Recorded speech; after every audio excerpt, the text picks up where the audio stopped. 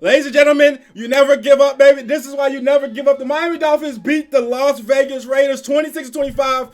And guys, I thought this game was over a long time ago. I'm not gonna lie to you. I don't even know what to say. Besides, Fitz is the best quarterback I've ever seen put on a Dolphins uniform. Period. Okay, I'm sorry, he's the best ever. Okay, and that thing, shout out to Jason Sanders. He should have made the Pro Bowl, got cheated. Look what he just did today. Game-winning field goal against the Las Vegas Raiders with no time left on the clock. I cannot believe this game. This game is better than the Miami Miracle, in my opinion, because we were actually playing for something, and this is a Christmas miracle. First and foremost, I mean, Byron Jones, you make too much damn money to be getting beat like that. Alright, period. But anyways, I'm not counting pockets. I'm just saying you almost cost us the start season. Not even because of the pass interference, which was kind of a bad call, but I understand why they called it, because his shoulder did turn when he was going for the ball at the same time as Byron Jones put his hands over his shoulders. So it looked like a PI. So I understand why they called that, even though if it might have been a PI, it might not have been. Either way, he got cooked twice.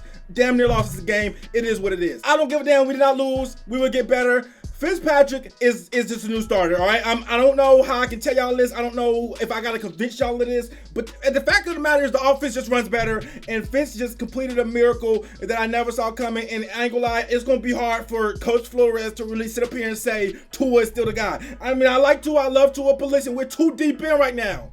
And the Tua will give us the best chance of winning. Well, that's how it seems, at least. But listen, it don't seem like Tua gives us the best chance of winning. I ain't gonna lie.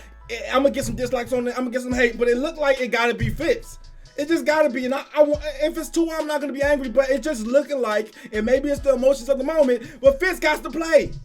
He too damn good. He know how to work with these receivers. It just looked like it's his team.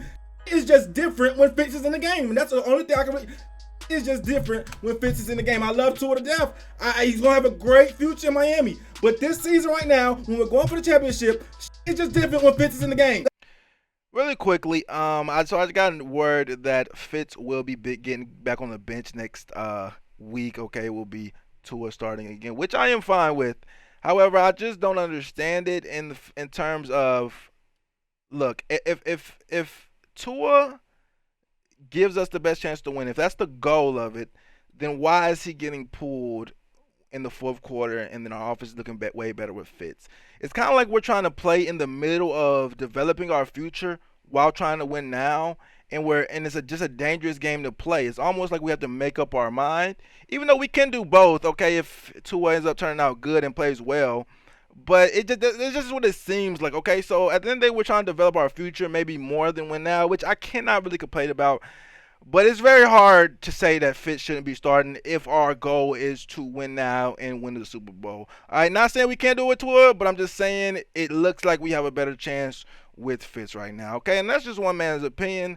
And you guys are going to argue about that, and I'm sure that's going to be a great debate over the week. But it just looks like it's a little better with Fitz. The number one defense, we cannot waste it trying to move along a rookie quarterback. By the way, he's great. He's progressing great, but I don't know. Anyways, back to the positivity. Fitz came into the game, absolutely dominated. One of the worst defenses in the league. It should never been that close, all right? It shouldn't have been that close. There was some things that happened that made the game closer than what it should have been. Byron Jones being one of them.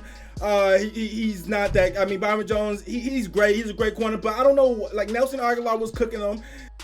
He got burnt one time, missed the tackle. Nelson Aguilar ran for a touchdown, and then on the pass interference, with pretty much damn near ended the game, he got beat again. So it was just a bad like game, fourth quarter for Byron Jones, our highest paid player. And I was like, it's just no way this is how it's going to end. The unit that really brought us to this moment is our defense, and there's no way that we're going to allow our defense to lose us this season. It was just a bad look. But they didn't lose the season because FITZMAGIC came to town. I'm not gonna lie, this almost made me want to buy a Fitzpatrick jersey, and I would do it if he had a couple more years. What I do know is that we won this game, and it's a miracle. I don't even care about the plays. I don't want to break down the plays. It was just an incredible game. We'll talk about a couple of plays. First of all, Eric Rowe got absolutely teabagged by Darren Waller every time they matched up. Eric Rowe had no business guarding Darren Waller, and so we have to understand that Eric Rowe is a tight end stopper supposedly, but it's just not the case when it's a couple tight ends. There's a couple tight ends in the league that absolutely f up Eric Rowe. All the tight ends that look like receivers, they f up Eric Rowe because Eric Rowe was a terrible cornerback, so he's terrible against any type of receiver like build. Okay, he can cover good. He can cover tight ends that are built like tight ends that run like tight. But if he got to cover a tight end that's built like a receiver, his cornerback instincts come back in. He gets absolutely fried. The man got fried today. He damn near caused it by himself on defense. Okay, and then Byron Jones stepped at the end. I don't like how none of our cornerbacks seem to have any kind of ball skills besides Xavier Howard. It's like none of them go for the ball. Byron Jones did go for the ball like that last PI play. It's like none of them like turn their head. None of them even know where the ball is at most of the time. They just like Xavier Howard is the only one. But anyways, what FITZMAGIC did with the same Walmart practice squad receivers that y'all said Tua had, what he was able to come in and do with them was absolutely incredible. It's damn near the Miami Miracle. Even more better than the Miami Miracle. You know why? Because it was actually playing for something. So what he was able to do with those same receivers that you guys that we blame Tua that we blame them when Tua plays bad, but what Fitz was able to do with them, it's like damn, even if it is the receiver's fault, Fitz knows how to work them better. Where this coach is going to the playoffs, we might have to ride out Fitz. That's just a fact. Even as a Tua fan, you gotta admit, low key, we might gotta ride out Fitz.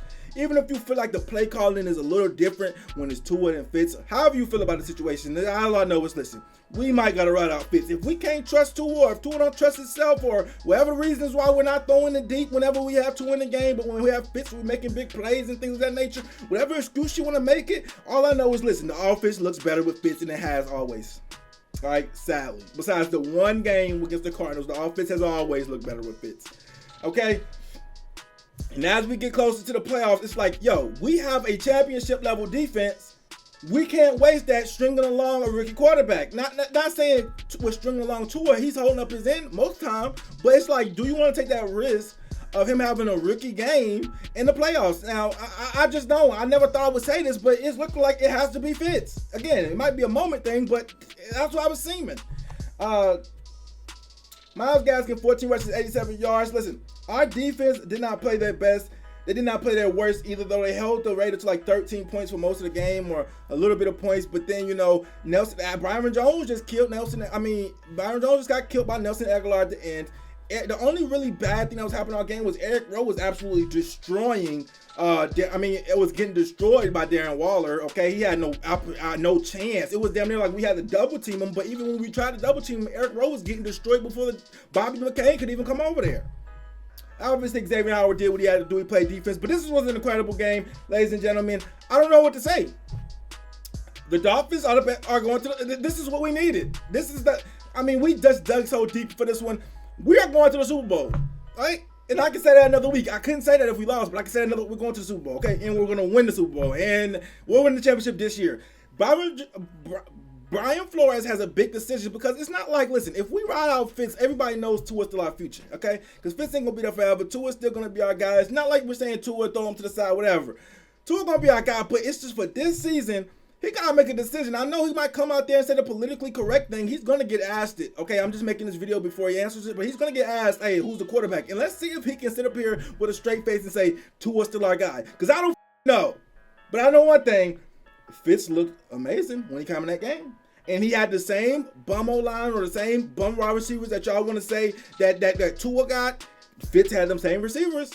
And it just looked different. You want to say play call, or you want to say what? What excuse do you want to make if you're, thinking that Fitz shouldn't start? What excuse are you making the reason why the offense looked completely different? And that last play, let's talk about that last play. The man got face mask at the same time as throwing the ball and threw a perfect strike to Mac. That's the greatest throw I've ever seen any quarterback in Dolphins ever make. That's a fact. Name a better throw. And I'm trying to talk about before I was born. I'm saying in my 20 years of life and in my 15 years of watching football, I've never seen a Dolphins quarterback make a greater throw than what Fitz just made today.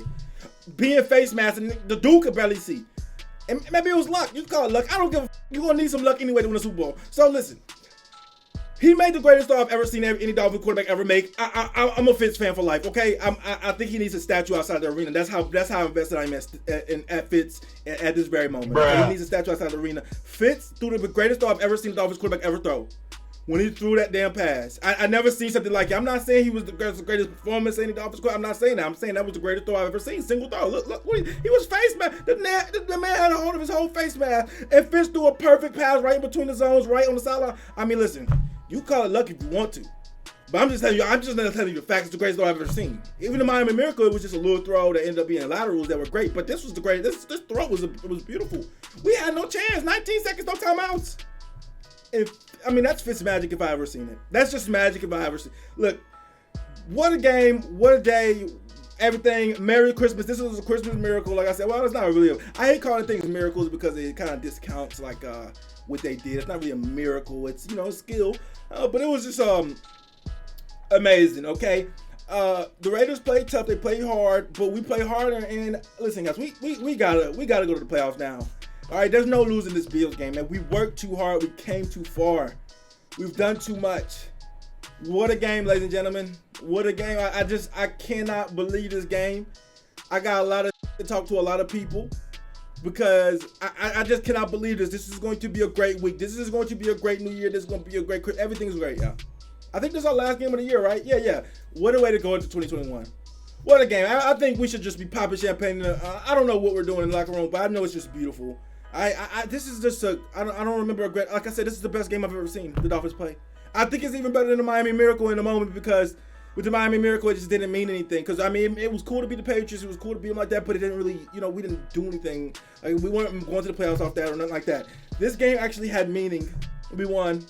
Ladies and gentlemen, regardless of how you feel about Fitz or Tua, that's not what it's about. We actually won. All right? And we looked great doing it. Okay? Our defense, like I said, looked great for most of the game, besides the fact that Eric Rowe got absolutely dominated by Darren Waller. And then Byron Jones at the end slipped up a couple times against Nelson Aguilar. Our defense did look good other than that. And then our offense looked terrible until Fitz came in the game, and then our offense looked unstoppable. Let's just call it what it is, okay? And whether you want to say that's a product of the coaching, different coaching styles when Fitz came in the game, whatever you want to say it is, it's just the facts of the matter. All right? Get in the comments what you guys think about this wonderful game. I'm so happy to be a Dolphin fan. Like I said, this year keeps getting better and better for us. We did it. We won. Shout out to old man Fitz, man. It's your boy Flexing. I'm out.